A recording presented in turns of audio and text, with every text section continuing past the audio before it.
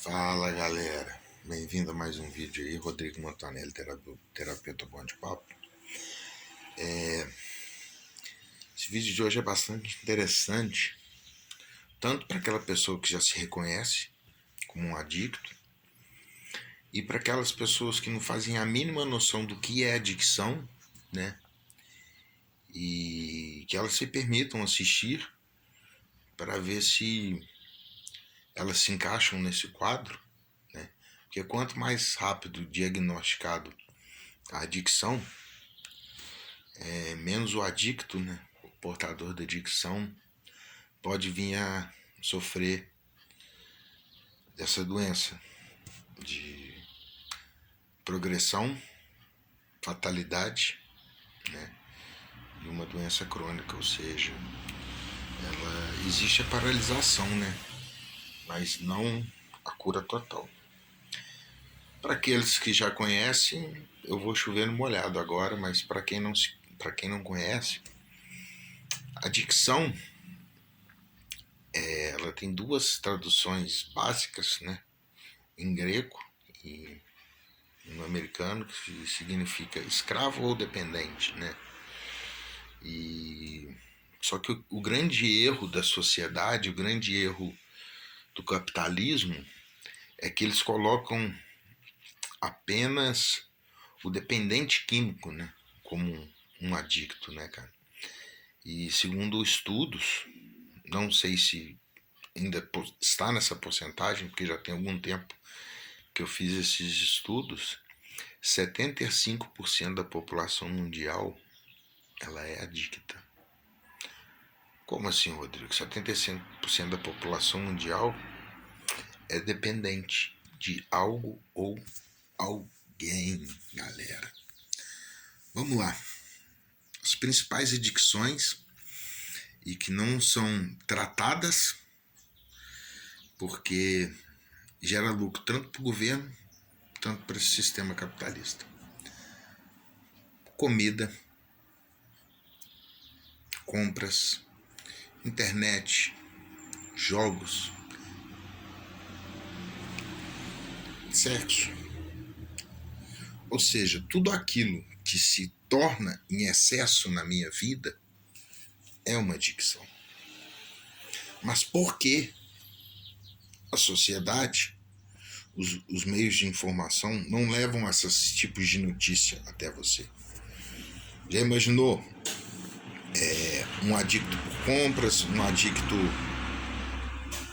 por jogos, por celulares, deixando de gastar a grana que gasta todo mês ou de 6 em 6 meses em determinados produtos dos quais ele nem necessita para a vida dele, apenas para encher o seu ego, né? A sociedade, o capitalismo, o comércio, até mesmo o governo baseado em impostos, teria uma queda. Então não é interessante para a sociedade que esses tipos de informações chegam à grande massa, né, cara? E fica muito restringida. E por que a dependência química ela é, vamos dizer assim, a cruz no calvário da sociedade? Porque as substâncias ilícitas não geram imposto. Então não é interessante para o governo não ter essa via de mão dupla, né, do governo. O governo ele não quer gastar com dependência química, porque ele não gera a dependência química, o consumo de drogas não gera imposto, né?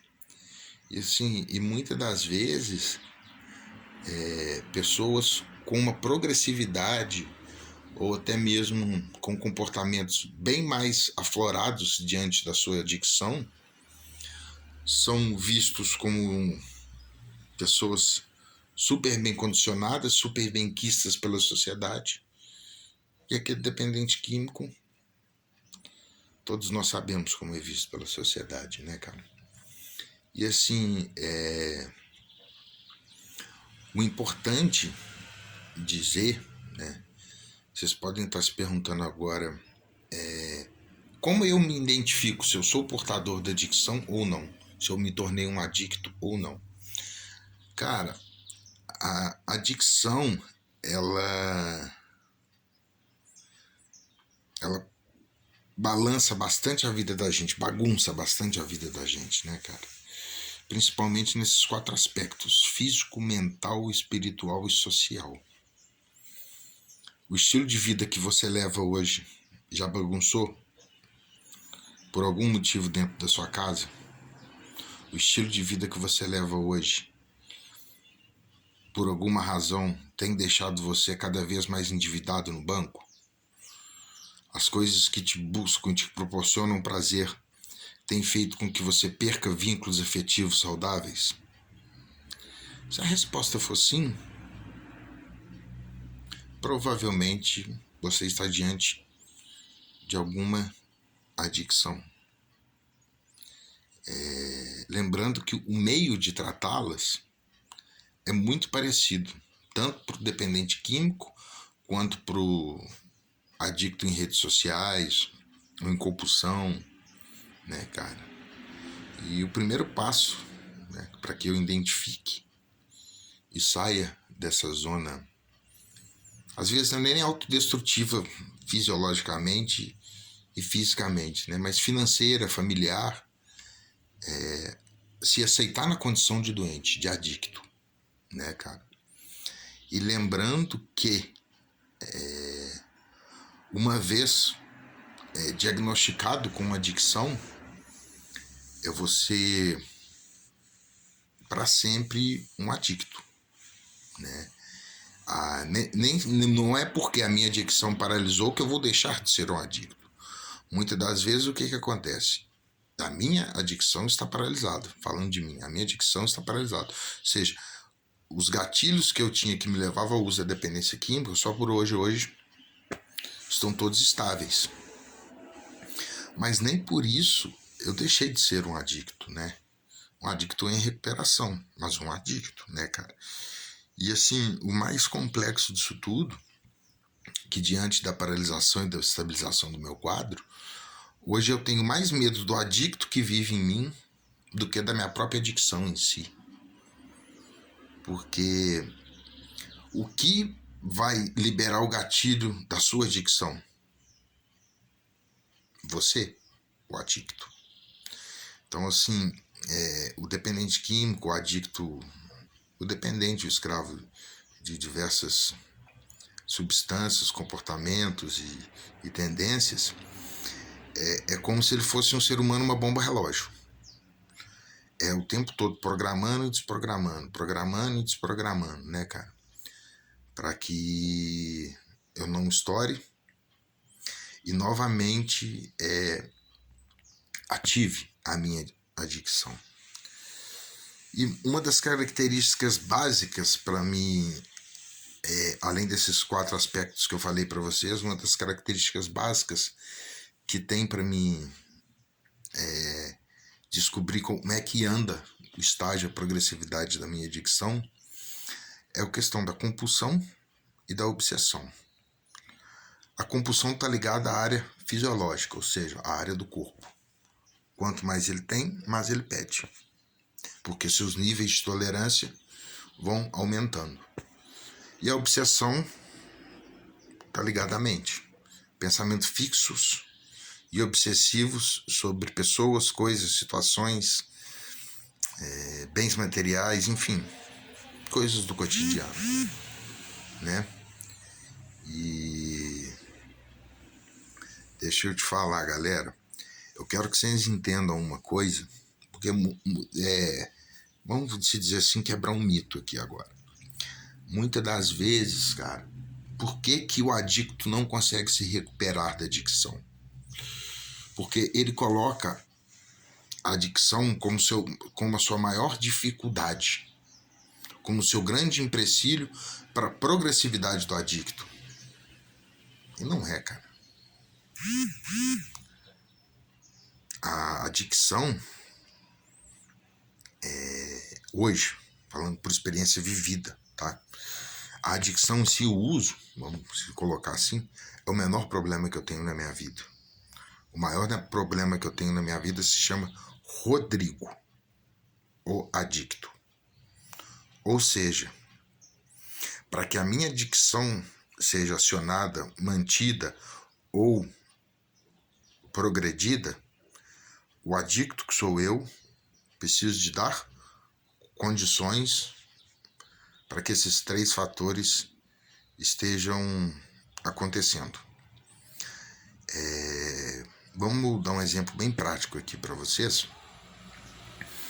Qual que é a primeira coisa? Eu vou pegar a dependência química como referência, que eu acho que é um meio mais fácil de estar explicando um pouco mais sobre isso tudo.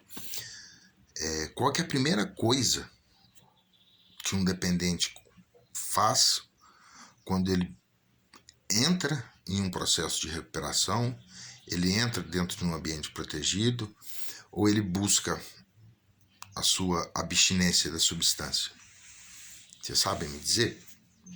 Qual que é a primeira coisa que ele faz? Parar de usar, né? Então, como é que a coisa mais difícil que eu vejo na minha vida é a primeira que eu faço? Eu tenho que me permitir olhar com olhos diferentes diante de tudo que eu acho e do que as pessoas falam. O menor que o problema que eu tenho na minha vida é a droga, porque a primeira coisa que eu faço quando eu entro num processo de recuperação, de estabilização, é deixar de usar a droga. Só que muitas das vezes eu ainda continuo usando a droga do Rodrigo, a droga do adicto. Ou seja, eu tenho que entender que o parar de usar a substância, ele é fator primordial, essencial, porém não é o fator determinante para que eu consiga me manter num padrão estável e qualitativo perante a qualidade de vida. Não ir em lugares, não procurar pessoas com os mesmos hábitos dos quais você fazia parte no passado é fundamental. Mas o grande monstro está aí dentro. A vigia constante no adicto faz com que ele deixe de ser o maior problema para ser a solução.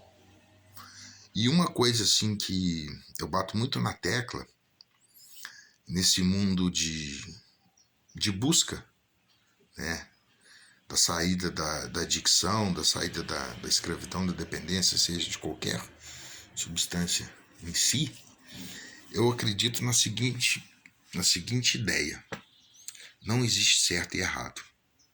Existe o que é sugerido, que faça com que seu caminho fique mais leve e agradável.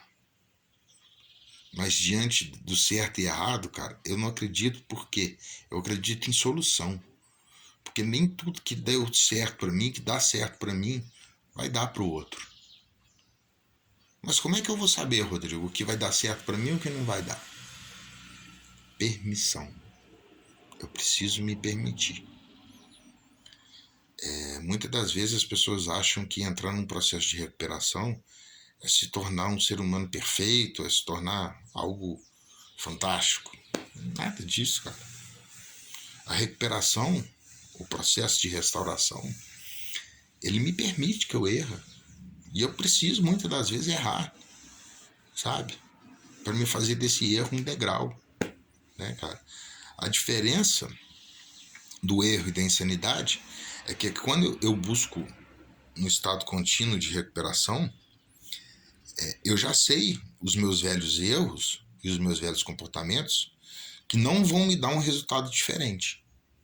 Então eu busco não produzi-los. Mas aquilo que é novo para mim, eu só vou saber se vai funcionar ou não se eu me permitir fazer.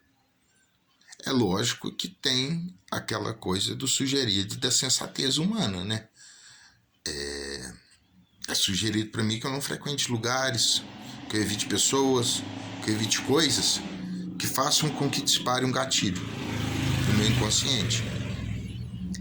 Isso aí, eu não preciso de quebrar a cara para me perceber isso.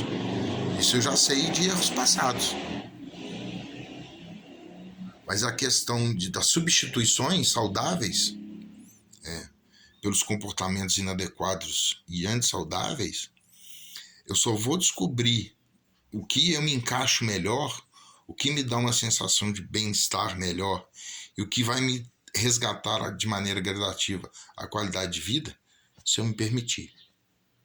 Porque o dependente químico, ele tem birra de rotina. A rotina para ele é algo maçante. Mas ao mesmo tempo a rotina é fundamental para que novos hábitos se tornem padrões, né, cara? Da mesma forma que eu demorei muitos anos para construir padrões destrutivos, eu também vou demorar um tempo para quebrar esses padrões. Na verdade, não é nem para quebrar, é para substituir. Para substituir esses padrões autodestrutivos por outros padrões. É um processo de recondicionamento mental e físico. Não é do dia para a noite, não é de um mês para o outro, né? Espero que vocês tenham entendido um pouco aí. Esse vídeo ficou um pouquinho confuso, sabe? Hoje eu tô com a cabeça um pouquinho aérea, né? Mas espero que eu possa ter ajudado vocês em alguma coisa. Tamo junto, galera.